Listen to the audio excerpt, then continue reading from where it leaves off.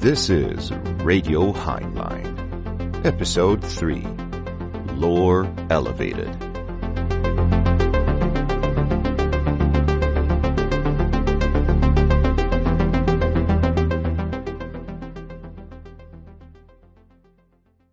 Welcome back to Radio Heinlein. I'm your host, Michael. In the first two episodes, we've explored how Elevation, the upcoming foundational core set for Netrunner, might change the deck building and strategy for various factions. This episode, however, we're shifting to talk about something different: the lore. With the rotation of all remaining Fantasy Flight era cards, Null Signal Games stands at a crossroads where they'll have to choose what direction to take the lore of the game. The legacy left by Fantasy Flight is a deep well of stories, and deciding what to keep will have lasting impact on the game. To help me explore this topic, I've invited two guests who have been part of the community for years and have a deep appreciation for the game's narrative. Remy, who also goes by the nickname Aweberman, and R2Devo. I'll let the guests introduce themselves in a second. Without further ado, let's get into it. Okay, welcome guys. Why don't we do introductions? Devo, would you like to go first? Sounds good. I'm R2Devo. I'll go by Devo today. I've been a long-time community member. I guess most notably I ran Custom Card Sunday, and I've been playing since opening moves. Okay, Remy, please go ahead. Hey, this is Remy. I'll try to keep it short. I've been playing since the core set. I bought the core set in September of 2012. I am best known, perhaps currently, for being the host of the 2.1 podcast, which is focused on the Reboot project. I did previously host a podcast called Android Netrunner Announcements, which ran for a couple of years early on, where all I did was read the articles that were posted on the Fantasy Flight website, because that's the kind of stuff I wanted to listen to, and nobody was doing that. So, the end. Okay, let's get into the subject of today's episode, which is an exploration of the implications of the release of the Elevation set, the implications as it has onto the lore of the game. As we know, the release of Elevation, previously codenamed Dawn, comes with the rotation of all FFG cards, or all of the remaining FFG cards. Now, this does come with the opportunity for NSG, that is, of also doing away with certain ties to the FFG era of the game with respect to the lore. And indeed, if I recall correctly, even in the first story tagged blog post on what was then the Nisei webpage, back then the first story post had something like, oh, this is how we will, the story will deviate from the FFG era. There was a brief mention of that, and here's where it starts. And then it goes into what was the one of the big themes of the Ashes cycle, which was the attack on the Beanstalk. And this opportunity or fact of there being so much rotated out, we could see it as it could go in two extreme directions, and then there's this middle ground, which has a lot of nuance to it. But let's talk about the extremes first, just so that we have those cleared. What do I mean by extremes? Well, the first extreme with respect to how we handled the rotation of lore would be that NSG decides to simply do away with all of the ties, like to the degree that they can strip away all FFG as much as they can. I get the impression that they will not be removing the names of the corporations based on the 2 elevation lore themed blog posts so far. But like everything else, just trying to do away with as much as possible. That would be one extreme, and we could talk about the effects of that. And then the other extreme would be to simply state like, no, actually, we're gonna just keep everything. No changes. Just keep everything. If all FFG is fine, and just deal with the effects of that. That would be the extremes. And then you have the middle ground, which to be fair, we can only speculate about because we don't know what NSG will actually try to remove from the old lore. But I think we should talk briefly about those 2 first categories, maybe starting with the extreme of the removal of everything FFG, or as far as it is possible. I would want to ask you guys, what do you think is the most significant loss in going for that extreme option? Should it be taken, or something that resembles it? I don't know if that's too broad a question, but we could try and see where we get with that. Devo, Remy, which one would like to go first? I'd be happy to go first. Please go ahead. So I think if we're cutting all ties, the big losses are obviously existing characters. If we're cutting all mention of Jack Wayland, for example, and potentially the loss of developed themes. I think one of the core themes of Android as a setting is the sort of labor relations aspect. The world was sort of created to develop this idea of like, what if there was a company developing clones and separately a competing company developing robots, and what's the sort of conflict between all these sides as the regular everyday people are pushed out and replaced with androids. So I think you'd probably have to reduce that in its direct lore connections, because that is very core to the setting, and it would be difficult to replace it in a one-to-one way.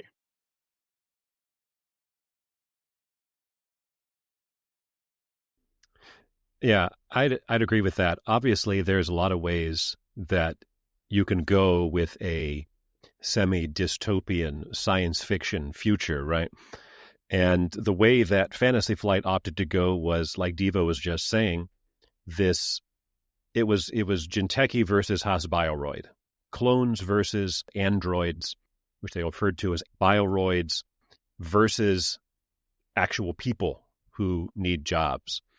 And then they put this sort of, originally, especially in the old original Android board game, like 2008, 9, something like that, they put this entire like noirish theme over, or like a sheen over the top of it.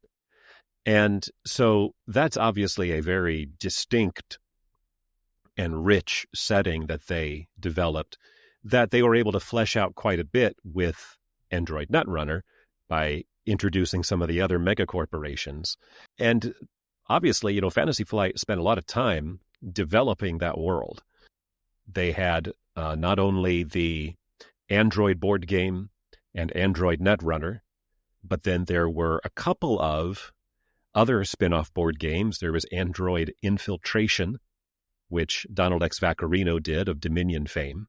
There was Android Mainframe, which is like a dots and boxes kind of game, a pretty simple game that was designed by Damon Stone. In addition to the wealth of fiction that they developed. I mean, there's so much. There are multiple novels, multiple novellas, that entire huge Worlds of Android book, the Shadow of the Beanstalk source book for their role-playing game, the Genesis system, and all of this information that they churned out in this, honestly, this pretty impressive little 10-year time period. So one big downside for NSG to say we're going to make a clean break is that's a lot of world development that you have to let go. Like Devo was saying, your characters and your settings, and even the themes with the labor relations and so on, which would be tough to recreate and to compensate for.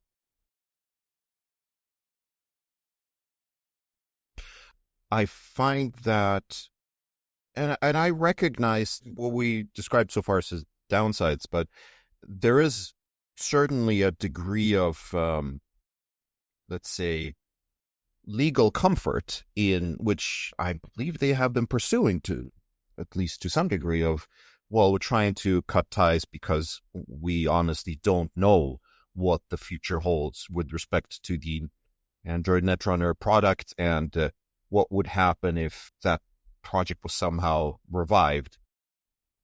We don't even need to speculate about the likelihood of that, but I would guess that there is at least peace of mind that the team would be getting from that clean break, as you describe it. Yeah, I think I was specifically not commenting on that, but you're right. That's like, if they were to make a complete and total break, I feel like that would be, in many ways, the best and safest option for them, because you don't have to worry about any legalities. Now, Fantasy Flight has not voiced any concerns about them borrowing the various place names and corporation names and runner names and everything.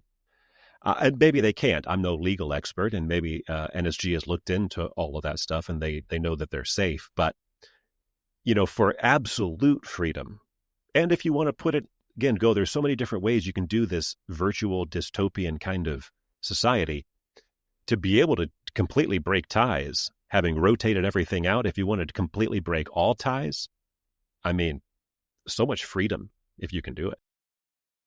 I also think that it would offer a lot of freedom and safety. Netrunner was canceled because of some kind of backroom shenanigans similar to that, where someone who had a legal stake said, no more of this. So I could see why there would be an anxiety about that happening again. I think if you can pull off a clean break and it's still rolling, that's a great outcome. And I do think it would potentially work thematically, given that the last few sets have been very heavy, like all the NSG sets have been very heavy on major world-changing events and building new stuff. So I do think it would be possible to sort of make a break of, like, at this point, if you don't look at anything earlier, you can't tell that this and the original were strictly the same thing. I do think it's possible. And just looking at this article, about the art of elevation from just a couple weeks ago from the NSG website, it's talking about an entirely different setting, right? It's not in New Angeles. It's in a mega city that's built around a space elevator, but that's hardly a unique concept. So by simply transplanting it to a different place, again, so much more freeness of mind, so much more lack of worry over anything, and your hands aren't tied anymore. You can go and do whatever you want. There's definitely, if one looks at it that way, the first cycle was deliberately making a lot of tie-ins, and you can especially see it in the first story blog post. Every blog post was an effort to introduce a new character or a new corporation, but also have that corporation be a tie-in into some entity present in Worlds of Android. There was even mention of Worlds of Android in one of the blog posts. So it just felt like we need to be rooted into what it was, but we are moving forward. And what followed after, which was the Borealis cycle, was a departure. It's a totally different setting, which you could say, of course, about stuff like we had Mumbad on the other side of the world. We had Kitara, which was remote from New Angeles. But nonetheless, those are settings which were present and mentioned in long or short over in Worlds of Android. But the settings chosen by NSG were deliberately not present in Worlds of Android or the rest of the material. And yeah, this seems to be another one of like, well, we are establishing a new place. It's remote. We can recreate the general themes, but we could sort of disconnect given all of what we have created so far. But I do agree with what has been said so far, especially the points made by Remy regarding the numerous different preceding products, if one includes the FFG era. There's a richness to the FFG era, I would argue, comes from the fact that it has a rich foundation to stand on. If one compares the, let's say their first product, one maybe shouldn't be expecting the same standard of quality of the absolute first product with, let's say, their latest set, their Liberation Cycle, which was set over in Brazil and had a much grander story than the first set. But you could tell in the first set that this doesn't have the same gravitas that you found in what FFG produced. I think that's totally understandable, of course. I mean, it's always been it's a non-for-profit, largely volunteer organization. And so when they're going up against the resources with Fantasy Flight, I think a lot of people think of Fantasy Flight as like this massive company. It was not. That's why it was able to get gobbled up by Asmodee so easily. But compared to a fan-run project, yeah, it is, because it's professional, which isn't meant as a slight on NSG in any way, but just that, like, this was their full-time job. So you're able to do more when that's the case. I just wanted to make an observation, too, in talking about how in the very early, like the connections they were trying to make story-wise in the early or the first releases, like in Downfall, right? That's natural, right? You'd expect them to do that because they're trying to tie people in from Fantasy Flight to come over and continue into this new product. But now, this is a crazy thing to think about. Android Netrunner's life was from September of 2012 to October of 2018, 6 years. NSG's first release, Downfall, was March of 2019, and Elevation is coming out in April of 2025. That's 6 years. So NSG has been shepherding this game now for as long as Fantasy Flight was. So from that perspective, it's completely understandable that they will have gone a lot farther in their own direction, and people won't be as tied to the early stuff as the FFG stuff as they would have been 6 years ago. I would want to move to address what I previously described as the other extreme, which would be the keeping of all FFG as a valid set of pieces of lore that can be referenced and worked with. Going in that direction is probably not what they want to do, for the reasons that we outlined in the past question. They want to probably get some of that legal cover by not making much reference to the past era, and they even said so in the earliest blog posts that they wanted to make some sort of deviation from the old lore. But let's presume that, and I haven't really seen them mention it again, but let's presume that they actually don't go through. They keep the lore, they might address it occasionally, but it's just there, and it's not explicitly cut off. It's around. What do you guys think about that direction, given that then we have a situation where, well, technically, Jack Whalen is still around, the Beanstalk is still around, even though there is a second one made over in Koga Kalimantan, I believe it was called. All of the events over in the Antarctic and whatever happened in Ashes and in Brazil, all these things, they will live alongside all of that which is in FFG. And for many players, I would presume that this is what people imagine when they think about Netrunner. They haven't ejected all of the FFG stuff. But what do you guys think about that for FFG and for the continuation of the game?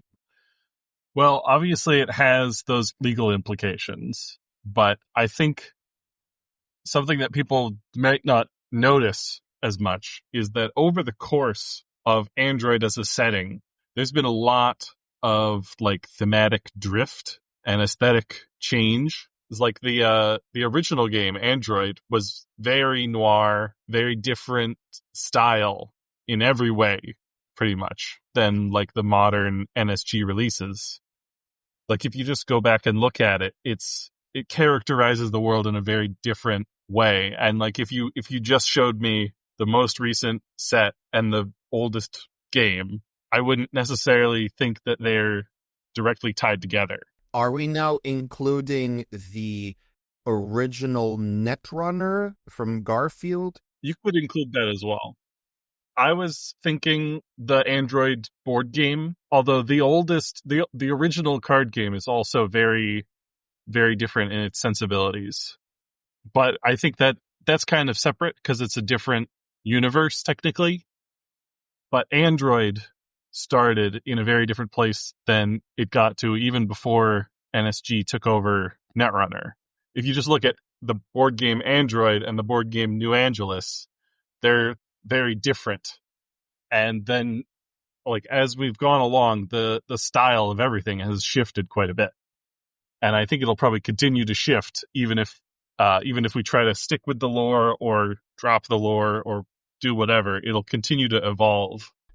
One of the advantages of, well, so first, you look at the spans of time we're talking about here, right? Like Android to the present, the Android board game to the present, something on the order of 17 years.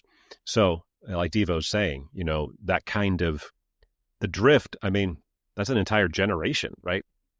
The people who are making the game have changed. The people who are playing the game have changed. The world itself has changed. Things that were considered to be not that big of a deal 15 or 20 years ago are now seen to be things that basically you wouldn't do in polite society, right? And so with all of those changes, and it's understandable that you're going to see that drift, like Devo was talking about.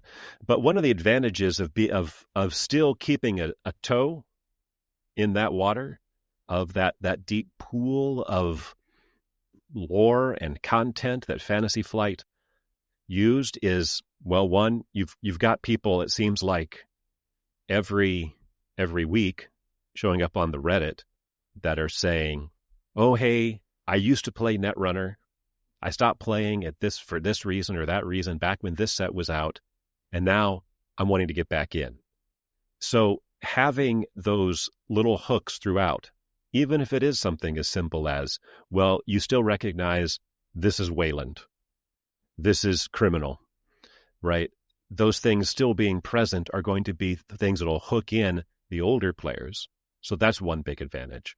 But the other big advantage to continuing to have that access is just that when you have that richness and that depth of lore, you can just pull so much from it and integrate and weave a more complex story.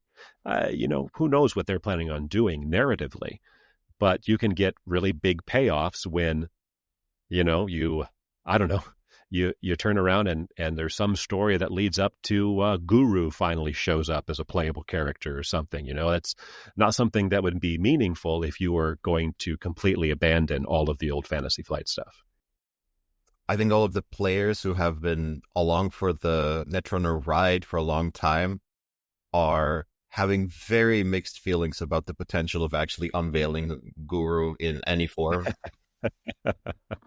Yes, that's probably not something they want to do. I think that covers, at least to some degree, what I called before, like the extremes of how one would potentially handle the rotation of the FFG lore. And that brings us, I think, to the middle ground, however one would want to define it. I think that an important thing to discuss would be what are important and influential lore-defining things which we would speculate that NSG might find advantageous to keep around. What is it that is important in Android Netrunner?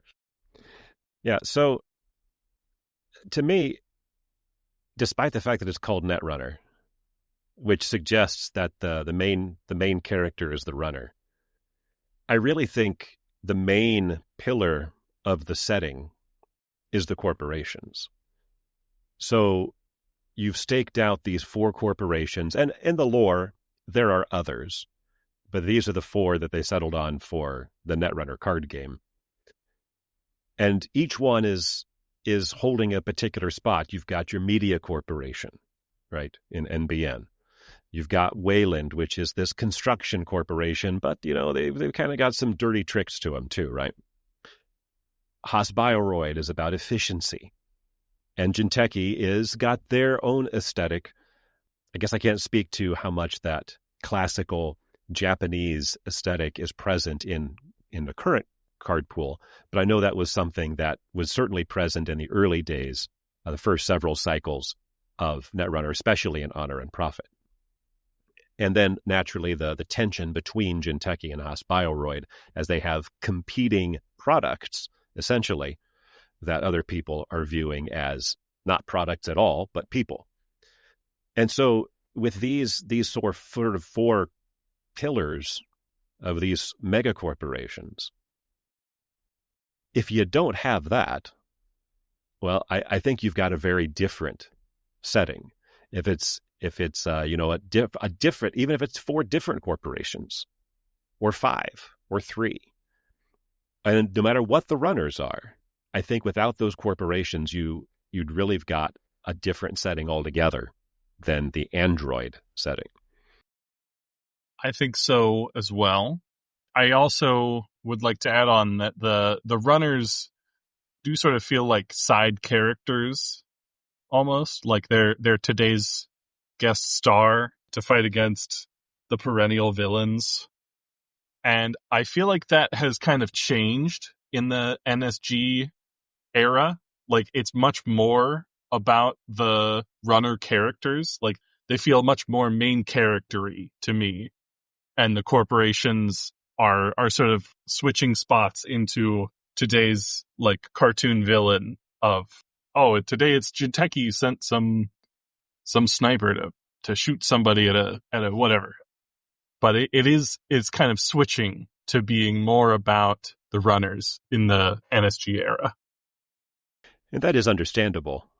I mean, that's the reason they went with, you had the Faceless Corp. I mean, remember the original corporations, and in fact, even the second identities for each corporation were just the logo. I mean, the true faceless corporation. It was the runners where you actually had some contact with humanity. And so the decision was made to include those, because that way you'd have some skin in the game. You'd have, like, it's a little guy against the big guy, the David against the Goliath, right? And tying into that identity, the people, is really what I think led a lot of people to connect to the game. So I can understand why that might have shifted over time. That's actually something that I wanted to follow up on. I also feel like the lore has shifted toward this runner-focused, or more runner-focused style. And it does strike me as indeed the corporations, and by extension, the world, is, to me, a more interesting character than the individual runners. I find that the runners are, especially if they are recurring characters and they become mentioned in the various events that go on in this world, sure, it's something that grounds the story, but at the same time, it's obvious in some sense, given how, well, historically you have been getting backstory on characters mostly through an insert, or maybe a rulebook section, maybe flavor text in cards. So on some level, you can't really flesh things out that much for individual characters. While corporations, I think you can just do more story-wise for the world building if you talk about the events that transpire as a consequence of the actions of corporations. It just lets the reader fill in more. I'm thinking, for instance, of one of the story inserts during the Mumbat cycle, which is one of the story inserts that is one of those that has stuck with me.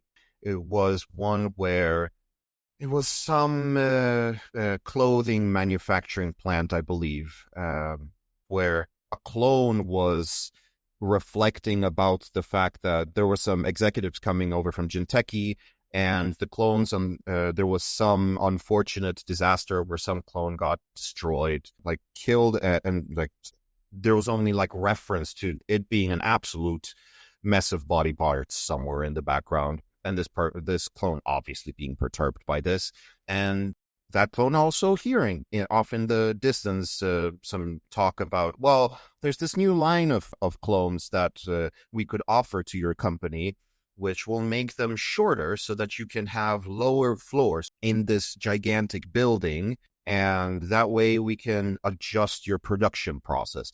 And it was a short insert, and you got to explore so much, so densely about you got to interact with the humanity as considered both from the individual perspective of the clone, but also from the perspective of Jinteki, and also the buyer of the clones, the harsh conditions or deadly conditions that they're subjected to, and how the reader feels about this entire situation. There was a degree of horror to it, and all was in essence about actions of the corporation. It was one insert, but it stuck with me, not because there was some character that I ever got to the name of, and this clone will never be referenced again. But it spoke so much more about Jinteki as a corporation operating over there in the Mumbat cycle. Similarly, one of the most standout pieces of lore that I remember from the NSG era is one about Ampere, the neutral corporation. They talked about like the two founders of the corporation talking about they wanted to create a corporation which they recognized would need to be operating within the confines of like this world with all of its intricacies and the pros and cons of being a corporation in that space, but for the purpose of creating synthetic body parts, which they found we can do something for good, but we'll need to operate in all of the gray zone in this space. It just felt like there was a lot of world building in that, and you can create an individual character's backstory, but I feel like it's difficult to make that as rich as talking about the organizations and the corporations. Like Edward Kim is potentially interesting with whatever backstory he has, but Humanity First, which he's a part of, can be involved in so many stories. And I think that's a difference which strikes me as being like the balance going in either direction. I do appreciate more going in the bigger picture direction, certainly. I think that like part of that is because a runner is a single point of contact, and a corporation affects so many people. I think a nice example of the lore for that is in the Worlds of Android book. There is this section in the Haas Bioroid portion early on that's supposed to look like a newspaper. And so running through this newspaper is this long feature story about Haas Bioroid. And it goes through and the reporter investigates all of these various these various angles where like, oh, Haas Bioroid the Bioroids showed up here, and here is the effect that it had. And then, I lost my job here because of the Bioroids, and so on. So that when that's able to be explored, and again, all of this is not happening at the table, right? We're talking about things that are happening in other work that's produced that's not technically part of the game. Yeah, there's so many more points of contact that the story itself is more rich and more detailed and can be more involved than simply one person solitary mission. I think also the way the set is designed is very different than in the FFG era. Because with NSG, they have a lot more released as sort of one block. Whereas with FFG, they were splitting it up into 6 packs, and they had to think a lot more about like what's going to be a pack that people want to buy. So we need to put something good in every pack, and we don't have as much room to sort of like put a lot of stuff for one character together, because you're only going to get 4 cards tops for a faction in a pack. So you can't have a character and their console and 6 cards all sort of about their story all together. So in the FFG era, it was told a lot more through like bits and pieces sprinkled in, and then they had the story in each pack. But with NSG, it's all like, it's 2 big dumps of cards. And so you have more opportunity to say like, oh, well, we're going to put all of the Shaper cards are all going to be about the new Shaper ID. And it's all one thing, and it's all cohesive together. Where if you take a cycle and you look at all the Shaper cards, it's just like a mishmash of all kinds of stuff. And maybe 5 of them are all tied to the runner ID, and the rest are just other things. So it was the way a character is characterized is different in mechanics. As I say, I think that's interesting to make that observation because, like you look at the time that Fantasy Flight did try to tell a story with a runner character in the lunar cycle. The story was, that whole cycle was the story of Nasir, right? Not only did you have him introduced in, I'm not sure where exactly in the cycle he was introduced, but yeah, they designed a block of cards. They split it up into sets, but it was designed as one 120 card block. And then even the titles are like up stock, like it's suggesting that he's moving toward the moon. And then the whole the liner and the inserts are all telling this story about what Nasir is doing. And all of these pieces, like Nasir's got his console and he's got his, the various tools. And even still, it still feels very disjointed. It doesn't hang together, even if it's just hard to do when spread out across an entire cycle of data packs, like Devo was saying. Even when they went in, starting in the Sansan cycle, and started designing each pack as an individual unit, like as a particular location, for example, like the first one there in the Sansan cycle is the Valley. Still, they had all of the all of Geist's tools are showing up in the first pack, and Geist doesn't show up until later. So that's an advantage that NSG has in releasing, but basically is a deluxe expansion sized set, a little bit bigger. And yet Fantasy Flight with their deluxe expansions never tried to do anything like NSG is trying to do. As far as some cohesive story, they just kind of were like, here's a bunch of cards for this faction. Have fun. I will say, though, regarding, firstly, the lunar cycle, it strikes me as, because it nonetheless was an attempt at creating a story going from Nasir. For anyone who hasn't read it, so I'm going to spoil Lunar for you. It's been out for a while now, so that's probably okay.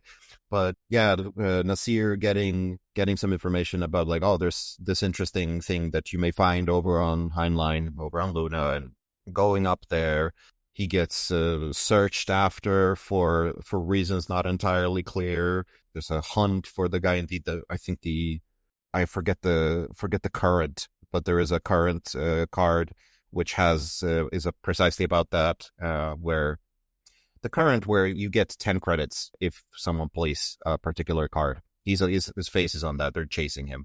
Oh yeah, targeted marketing. That's correct. Yeah, that's the one. And so he's chased, and then eventually Rachel Beckman finds him, and they go off to what I think is implied is download Apex. He doesn't know it at the time, but download Apex into some drive of his, and then he gets a message like, do not open the thing, probably from Rachel Beckman. I think it's from Rachel Beckman. Yep, it is. And then like he does it anyway, and now Apex is released into the wild.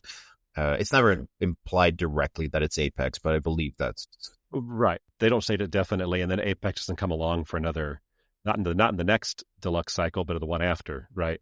But yeah, I think that's the general consensus, is that's supposedly what happened. Yeah, and it is to me, the cycle of inserts that I remember the most clearly out of all of FSG's lore. There were other cycles and deluxe boxes that had very cool sections that I remember, but that was the one that I remember the most. And yet, what was the connection between the lore and the game? Right? I think there was that's nice that they created the story, but I don't feel like it really translated very well. It didn't feel like it to me that it translated very well into the game itself. That's true, and indeed, I would praise NSG indeed for tying slightly into what Diva was talking about. I would say that for all that we've been talking of, there's merits to going lore-wise, to going more in the corp direction and the organizations and the bigger events direction. NSG, with the more focus on the characters, I think especially in the latest set, I mean, they did some of this over in the Borealis set. So it's like, not that they haven't done this, but especially in this Liberation cycle, where it is effectively 3 characters, a Shaper, an Anarch, and a Criminal. They're pursuing this, the origin of some anti-clone legislation. And there's implications of like, it's actually the NBN corporation that is orchestrating this shadowy figure. But there are these 3 key people, which then the criminal Bioroid pursues them to assassinate them. And once that is done, then there will be a step in from I think it was a different president candidate, and like this law gets canceled. So it's this big, like, heroic effort from these characters. And indeed, the cards really try to reflect that. The Anarch is this congregator of people on the street. The Bioroid criminal is searching wildly for these different people to assassinate. If I recall correctly, the Shaper character attempts to gather data about where the locations of these people to assassinate, where are they located, and goes through various, well, not ritzy areas, but definitely seedy areas to find this information. And it is reflected in the cards, much like you could say like Nasir was present in like him coercing someone in Upstock with a bottle of what seemed like wine or something in, what was the card?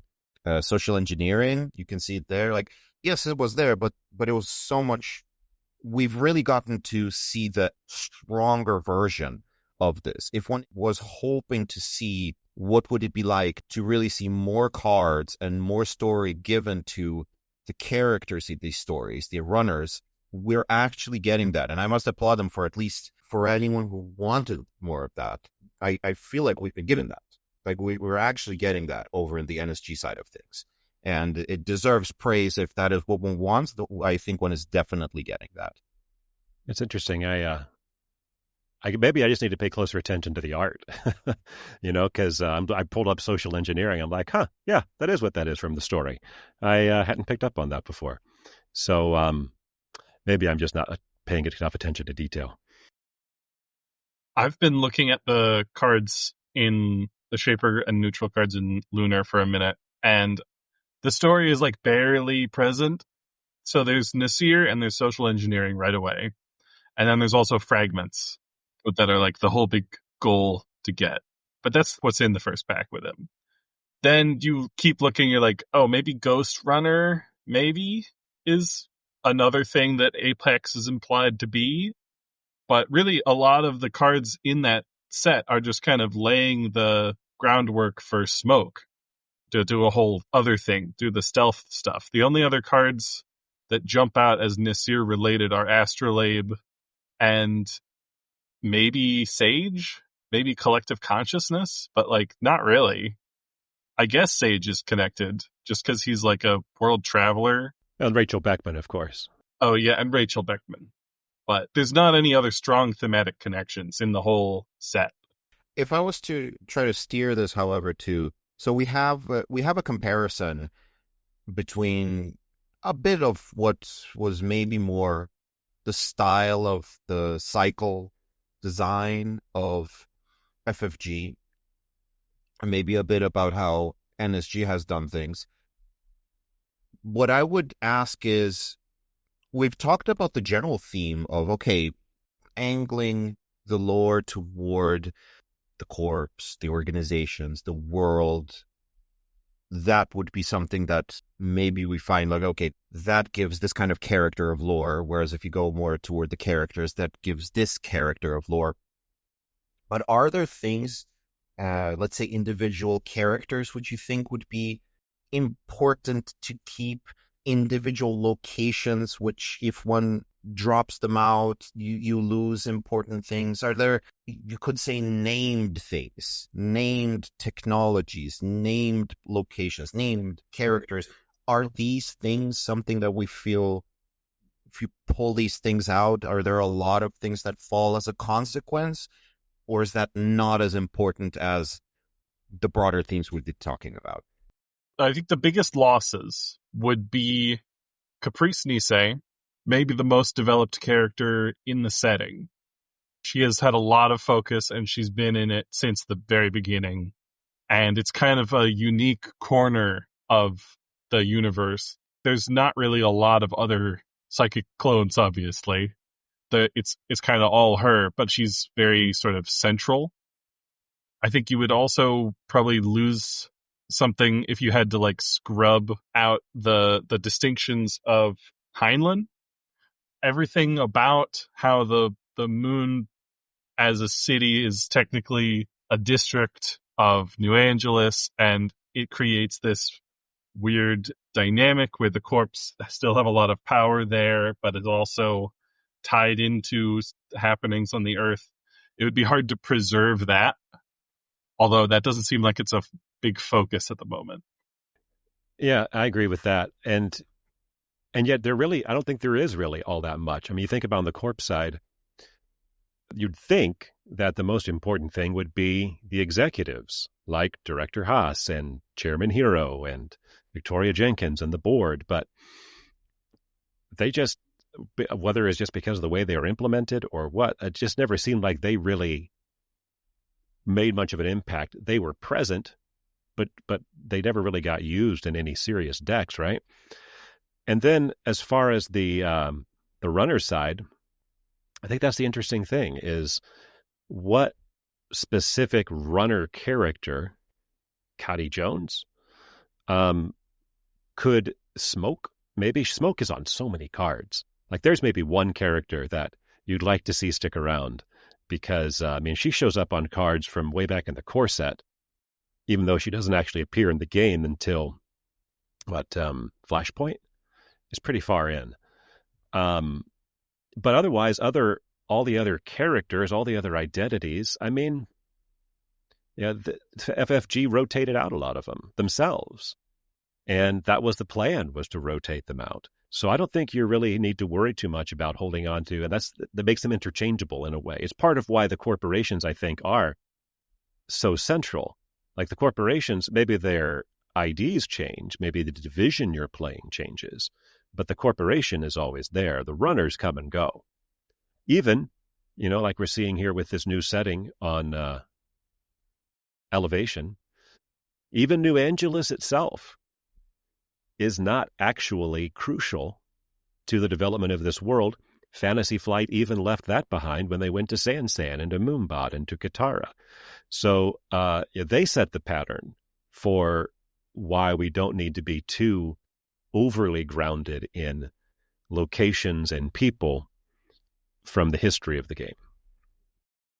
Yeah, I'm thinking to the Worlds of Android book. You have this section about the wars on Luna, how the corporations were fighting about if I recall correctly, the HE3, and how on Mars there are these conflicts which they're detailed over there, and some of it is also then detailed in cards when the Mars cycle.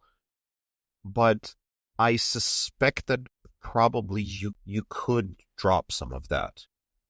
You would, of course, lose a foundation, and you would need to recreate some of it, but I suspect you don't strictly need it. You can recreate some of that. It's just difficult to know where the lore goes when one does that. Yeah. The whole Martian situation, for example, you could probably drop and rewrite everything about Mars. I'm not saying what's there is bad. Like, Reyna's a cool character, the clans are an interesting idea, but it doesn't really have a bearing on any of the other stuff that's going on.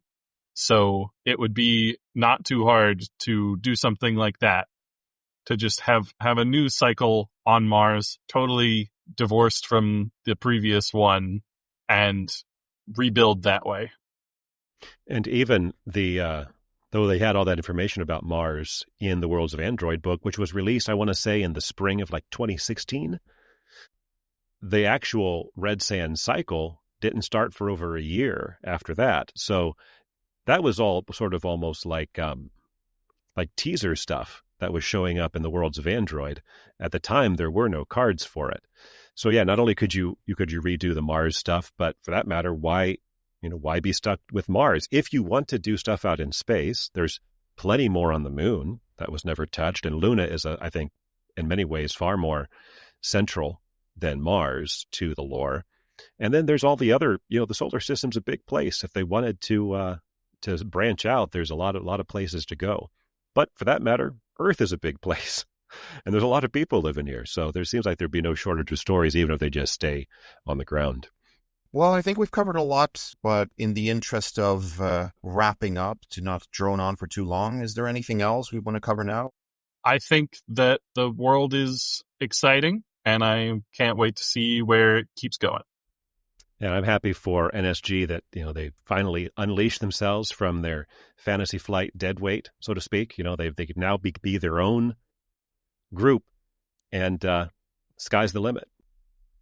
Okay. Then with that, I'd like to thank you guys for joining this episode. Awesome. Well, yeah, thanks for having us. Before we wrap up, I need to correct something I said earlier. The lunar cycle card in which Nasir is chased is not targeted marketing. The card I was thinking of is also an NBN card, also a current, and also has Nasir on the illustration. However, it has a much more relevant card title for the topic of Nasir being chased: Manhunt. I guess I confused the two cards because I've run into targeted marketing much more often. For the curious, looking at Netrunner DB, targeted marketing is used in 571 decks, while Manhunt is in 201. And now, with that cleared up, we wrap up episode 3. Another big thanks to my guests, Remy and R2Devo, for sharing their insights. If you enjoyed this episode, feel free to share it with a friend. If you want to hear more, make sure you subscribe. The music for this episode is Mystery Things by Kjartan Abel. This is Radio Heinlein. Runners, run boldly. Sysops, stay vigilant.